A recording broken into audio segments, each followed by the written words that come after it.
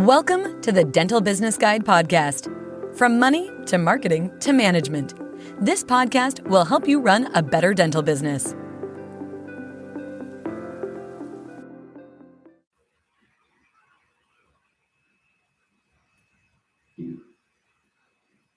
Okay. Good evening. Right, before I kick off, I want to make sure everything's working technology-wise. I think it is. Yes, I think it's working, which is a good sign. Good evening, everyone. Welcome to this webinar, as we've nicely put on this webinar at the bottom. My name's Aaron, and I've got Dan here. Hey, Dan, how you doing? Oh, very good. How's everyone? Hopefully good. Now, what we are going to be talking about this evening, we'll keep it relatively brief and short, but hopefully to the point, is refinancing any existing loans. Now, without further ado, do you want to just give a summary, Dan, what's happened in the last few years in terms of interest rates, for people to give a recap of what's happening and where's it going, maybe, hopefully. So over the last couple of years, there's been a steady rise in terms of interest rates going up, unfortunately, for everyone, not just businesses, but, homeowners as well. Obviously, there's been a number of factors including that, like inflation, etc. That has put a pressure in terms of what people have been paying, because we have been used to a lower interest rate, or Bank of England interest rate being at 0.01 for a number of years, but obviously now that's gone up to 5.25. So what we were trying to talk about today really is what you can do in terms of, you can't do anything about the base rate element, but you can do something about the rate that the bank charge you. Hopefully base rate may be going down. I don't think it will be soon. Maybe September is what I'm, when I'm reading all the information on that. What's that, sorry? That's what we're hoping, I guess. That's what we're hoping for. I think everyone's hoping for that to go down. But what I think you're going to find is that base rate, once it does start dropping, it's only going to be, slowly. It's not going to suddenly go down by a huge amount. So you're still going to have a higher rate than what people have been used to over the last couple of years. Possibly that the new norm may be around 4.5% sort of going forward. Hopefully I'm wrong on that and it goes down again a little bit further. But so I think we're just trying to look at, ways to maybe sort of save a little bit of money on your repayments and free up a bit of cash flow in the business. Correct. Okay, cool. Right. So let me just, thanks for that. And let's just kind of do a bit of a quick intro of ourselves. So for everyone out there, that's me looking a bit smarter at my 50th birthday, actually. I'm a bit older now. I'm Aaron, and I'm the owner and CEO of Samara Global. Samara has been around 20 odd years now, helping dentists across the UK with financing, accounting, tax, all that type of stuff. So we've got a lot of experience. We've got a lot of grey head experience advising all shapes and sizes of healthcare professionals. I'm also the owner of Samara Global, which is a team based overseas where we support other accountancy firms with all their offshoring and accountancy needs. I also have an ownership of the Neantree Dental Group, which is owned and run by my wife, Smita, a dentist. So we've got a wealth of experience of understanding dentistry. And what we've seen is, I think it's over the last 10 years, we've seen a lot of acquisitions happen of practices over the last few years when interest rates were low, as Dan was mentioning. Now we're in a different climate. So in those days, you was so much competition to buy a practice. The practice comes to the market and everyone's jumping on the bandwagon to try and buy it. So it was a seller's market. Now it's the other way around, in my view. It's a buyer's market. Okay, interest rates are higher, so people are more questionable and choosy about what they're going to buy. And sellers who don't conform or don't kind of present their practice in the best light, they're going to struggle to sell them. That's my opinion, in my view. And we're seeing that across the board actually now. So that's a kind of a quick intro about myself. How about you, Dan? You look a lot under there as well. So, well, I think that is a while ago. I'm having to keep the hair a bit short to stop the grey hairs coming through now. That's why. Yeah, so I'm Dan Fearon. So I've worked at Samira now for 5 years. I'm a finance broker. In my former career, I worked for RBS for sort of 20 years.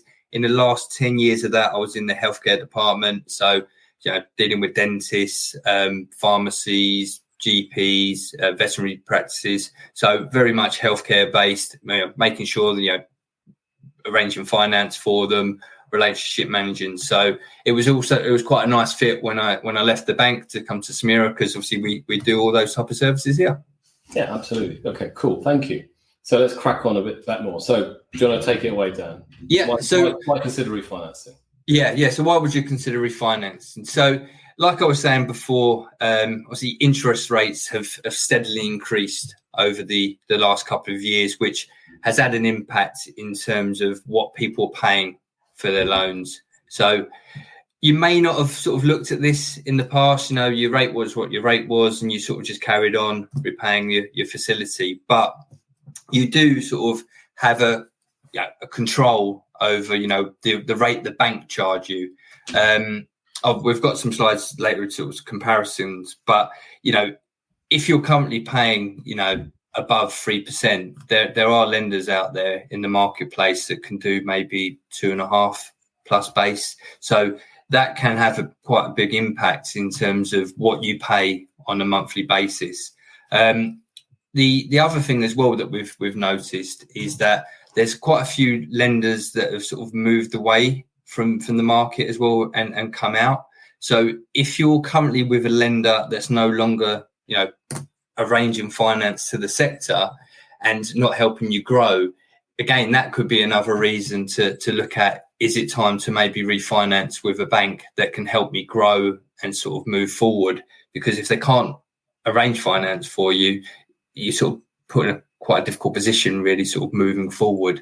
So, there's a couple of sort of things to look at, really, when you're looking at refinancing. So we've seen actually, on that note, that we've seen this is a couple of years ago, and one of the big lenders who was new to the market was very kind of active and trying to secure loans or provide loans to dentists and buying practices, tending to be on the slightly larger size of loans. Okay. Now they've kind of shut up shop. Many people have those legacy loans, which are probably not at competitive rates. Okay. So that's definitely an impetus to actually reconsider it. And as you said, if you're wanting to exit those types of loans and grow further, it's an important thing to look at it and look at your contracts, get in touch with us. And there are ways to get out of any kind of terms. If the lender's not in the market anymore, there may be ways to exit those types of arrangements, because the FCA may be able to support you on that as well. Yeah. Correct? Am I right in saying that? Yeah. And also, like, if you've done a startup, a few years back, startup finance tends to be a little bit more expensive, because the banks see it as a risk because they're taking a chance on a brand new business. We very much like startups, and we do a lot of startup practices because we understand them and we can make sure we lend to them in the correct way.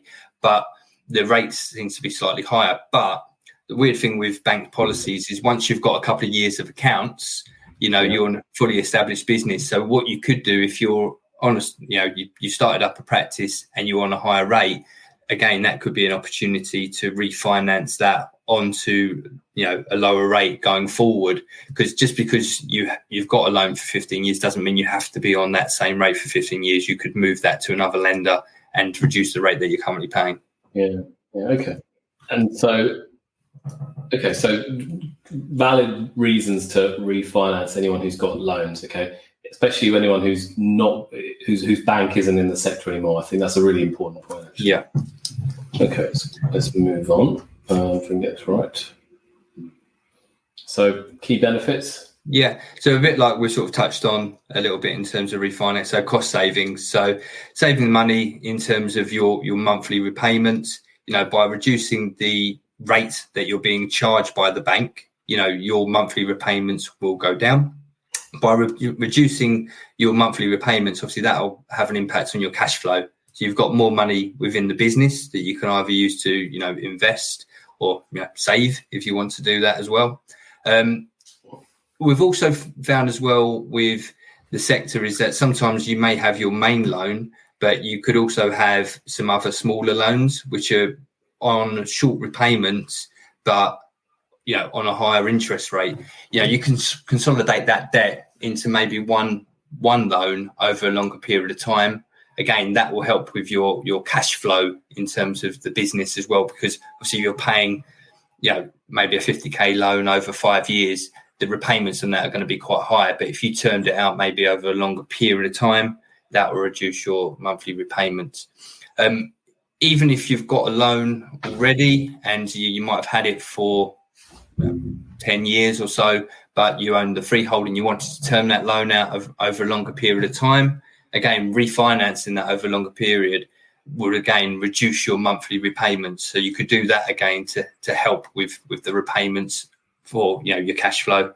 And then security, we've come across this a lot recently in terms of some of the lenders that you sort of touched on earlier, Aaron, where they came into the market and were quite new to it, and they were doing things that not all the other lenders do.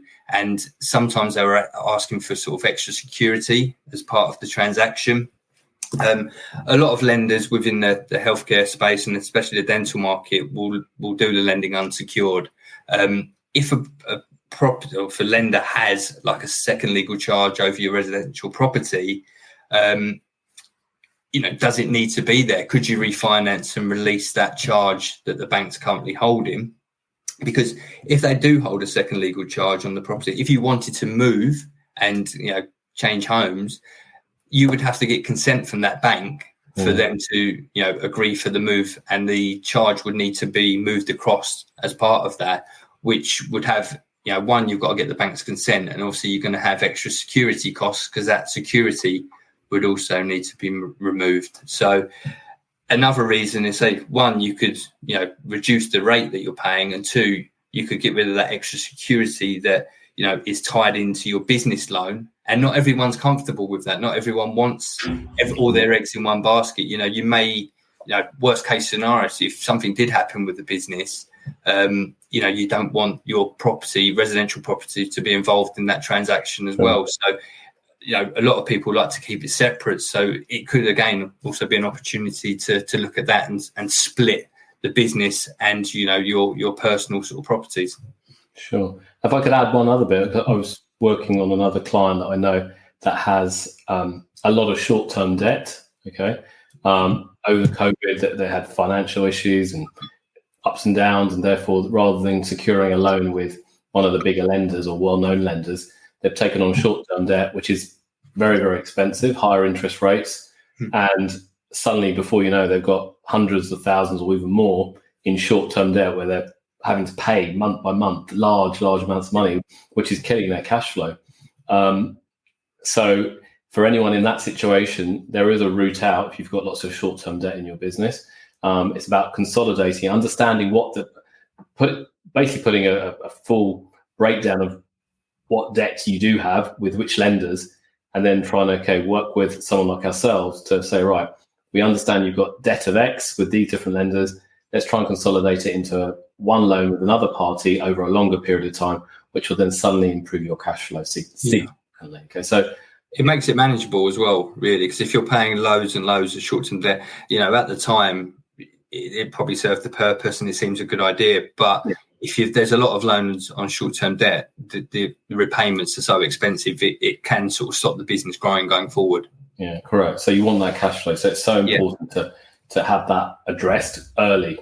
So do you want to run through this example, Dan? Yeah, so this is just a nice, simple, basic example, really. So it's based on if you had a loan of 400,000 over 15 years at a rate of 4% plus base. Obviously, base at the moment is 5.25.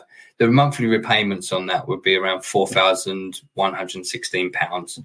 If you refinance that over the same term, same amount, but at 2.5, the repayments on that go down to £3,765. So I know it doesn't seem a lot, but that's a monthly saving of around £359. But if you do that over the term of the loan, that's about 63,000. It adds up. Yeah. So although you've got that, it doesn't seem too much on a month-to-month basis. But if you look at it over the term of the loan, it can save you a significant amount of money of making sure you've got the right rate for the loan that you've taken out. Yeah, totally. I think that's a great example. Very simple, but very effective. Yeah. And obviously, the larger the loan, the larger the saving that would be, though. Exactly. Well. So, exactly. Cool. So, but what are the catches? Yeah. So we spoke about the plus side. There's always a positive, but along with that is a negative. So the other things that you need to consider really when you're doing the refinance is the other costs that sort of come along with refinancing. So if you're moving from one bank to another, you're going to get an arrangement fee with the lender. Although there are banks in the market now that can arrange refinance without an arrangement fee. So for what we do, we'd go out to the whole market and give you your different options. But there are banks out there that will do it without an arrangement fee. You also get the valuation of the practice. Again, a bank would want to know that when they're lending against it is what the value of the goodwill is, or maybe the freehold. So they would need a valuation. Again, there are some lenders out there that don't need a valuation of the goodwill. So again, it depends on who you're talking to, but you will have some legal costs in there as well. So your legal costs will be your solicitor moving the security for the bank and acting for the bank to put the security in place. If you're just doing a refinance and it's like for like, the legal cost shouldn't be that high because you're just moving it from one bank to another. If you're using the same solicitor who did the work initially, again, that may save you. But there are other costs that you need to factor in. And then the early repayment penalties as well. So there are some business loans that have an early repayment penalty. You need to understand that before you moving any loans, and you need to factor that into your costs.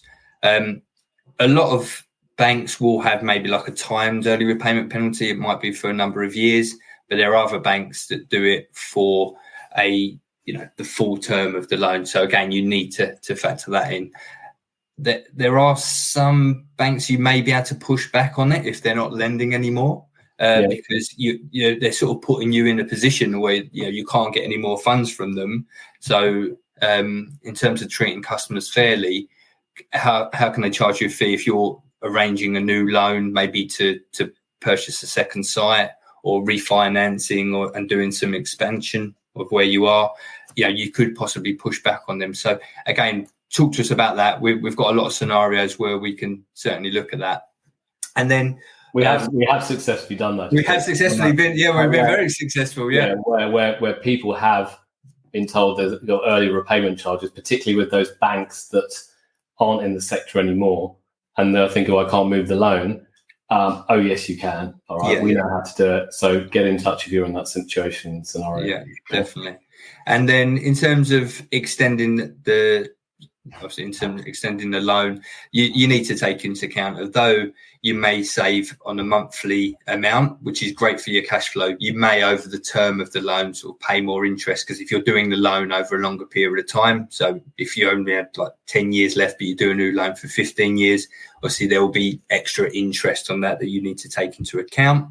But it can still be worth doing if it's saving you money in terms of your working capital and helping your cash flow, because obviously you are saving on those monthly costs. But these are things that you need to bear in mind, and I don't think it'd be right for us to sort of just give you all the upside and not talk about the possible cons that will be part of it.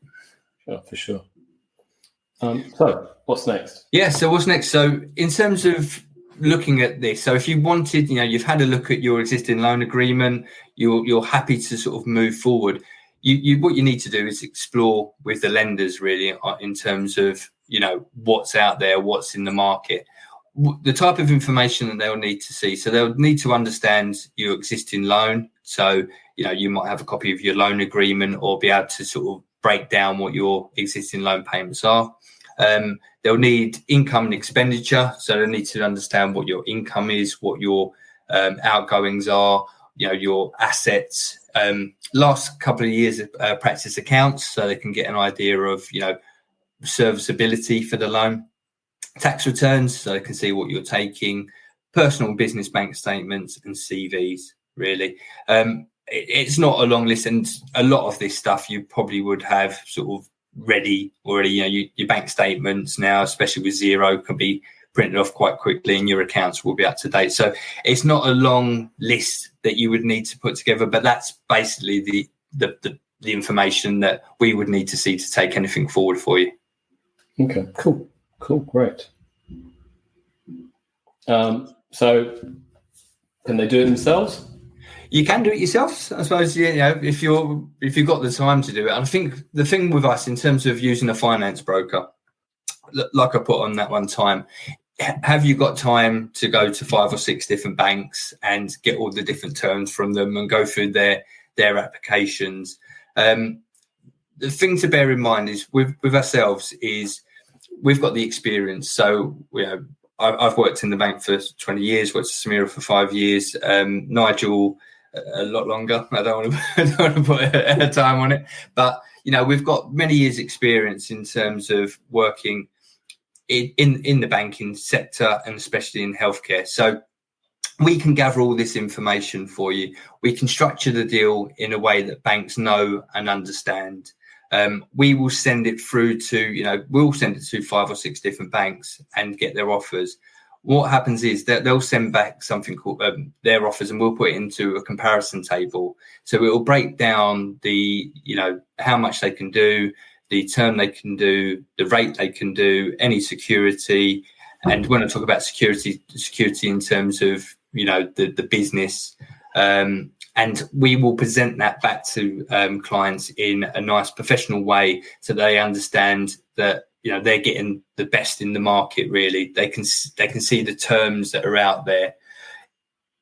Unfortunately, if you go to one bank, they're not going to say, "Oh, yeah, this is what we can do," but by the way, there's a bank down the road that could probably do this at 1% lower or do it without a arrangement fee on refinance. So by going through us, you actually get all the different options available to you in the marketplace, and then you can make a considered decision about who you want to go ahead with in terms of the finance.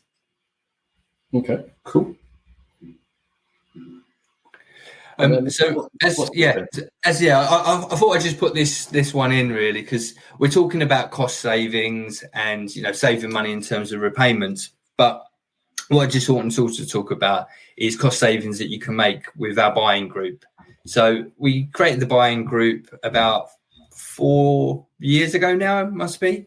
3 years, mate. 3 years. Is it 3 years? Yeah. So the buying group's been up and running. We've got over 100 practices on the buying group. But basically, it was formed to try and give practices the same sort of buying power that corporates get, because obviously they're a large company, so are able to negotiate good prices. With the buying group, because we've got a lot of people on it, we're able to negotiate good prices for them, and it basically helps them save money in terms of the practice. So we're trying to look at 2 things really. So you're looking at saving money in terms of your monthly loan repayments, but also have a look at what savings you can make in terms of running the practice sort of going forward. Aaron, if you can just go to the next slide for me. Sure. Yeah. So the buying group's 100% free to join. There's no hidden charges, no fees from us whatsoever. And basically, our partners will give you a better deal by going through the buying group than they would if you went to them directly. So we've got a number of partners on there. So one of the most popular ones is consumables. So we've partnered with Rights, and our practices save money on their consumables orders. Things that you need to pay for, to run your practice, and you'll get a discount with Rights. We've also got patient plans on there as well. So you may have a patient plan or been thinking about setting up a patient plan. We've got partners on there that can help you set one up from scratch or review your existing prices that you're paying and possibly put in place a cheaper deal for you, getting the same level of service, but, saving money on that. And then another popular one is the utilities. So on the utilities, we've got a company out there that can basically look at the utilities that you pay at the moment, telecom, your electric, etc. And they will go out to the market and they will look at all the different prices and all the different tariffs that are out there and present that back to you. And again, look to save you money in terms of your practice costs. I suppose the thing that you want to look at really is if you can save money on your sort of practice costs. If you are maybe thinking of selling in the near future, obviously any savings that you could make in terms of that would add money onto your bottom line. So actually, if you were thinking of selling, if you can control those costs, that will help you, because a lot of practice valuations are done on EBITDA. So if you can control that cost, then obviously that could add value to your practice. Yeah, fair point. Okay. So in summary, So don't be afraid to look at your refinance options. If it's something that you've been thinking about and you want to reduce your monthly costs, just reach out to us. We're more than happy to have a conversation with you about, what the possibilities are, what you could possibly save in terms of the practice. And I say the initial conversations are 100% free. You can speak to myself, you could speak to Aaron, you could speak to Nigel. We'll do evening calls, like we're doing now, not really, so we're quite free. We understand you're busy during the day, so we can do an evening call if that fits into your busy schedules. And then if you're looking to save money on your practice in terms of your costs, the buying group's free. Have a look at it. It's certainly worth doing, and say it's 100% free to join, and then just reach out to us. Okay, thanks, Ted. We've got a question here. I'm a startup and used all my available funds to buy the premises outright because I found it difficult to secure finance. And when I got an agreement in principle, the commercial mortgage rates were near 11% at that time. I've managed to secure finance for the kit out. However, I'm worried about cash flow, or was considering an unencumbered remortgage. Okay, how easy is this? Primarily because I've only owned the property for 3 months. So in terms of, is that the fit out side of things they want to look at? I'm not too sure. It could be the fit out, or it could be for the actual property side, because they bought the property outright. Yeah. Right? And maybe they want to mortgage for that premises. So I think bottom line, and thank you for the question. Okay, I don't want to give you the wrong advice here. My honest advice would be to reach out to Dan directly, and he can look at what you've done exactly. And then because you're right, the rates did go up to nearly 11% a little while back. They've come down now, so now could be a good time to get a mortgage on the property. Okay. Is the cash flow to pay for the kit out? Yeah. Okay. So I think bottom line is, Dan, maybe we can reach out and help. Yeah, I'm more than happy to have a conversation about that. But the bit, is it unencumbered? So the actual freehold bit, so you bought that outright, because you could gear up against the freehold if you bought that outright. Yeah, potentially. Okay, I think that's one for you to take offline. But I'm more than happy to reach out and have that conversation. Yeah, let's do that. And on that note, our contact details are all here.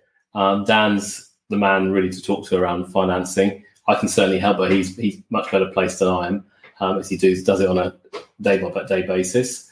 So Dan's details are dan.fearer@samara.co.uk, and that's his number. Similarly, myself, my details are there. There's also Nigel. As Dan mentioned, we do have people booking calls regularly. Most evenings we have calls with clients, just to run through the various scenarios for clients, so then to get a better idea.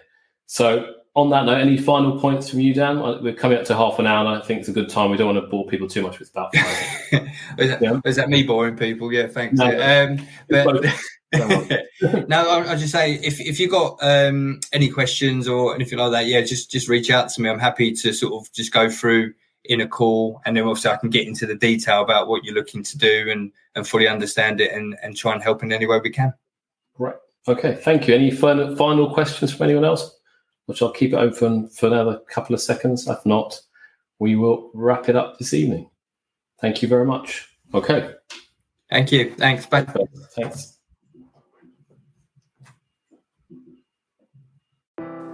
Thanks for listening in to the Dental Business Guide podcast.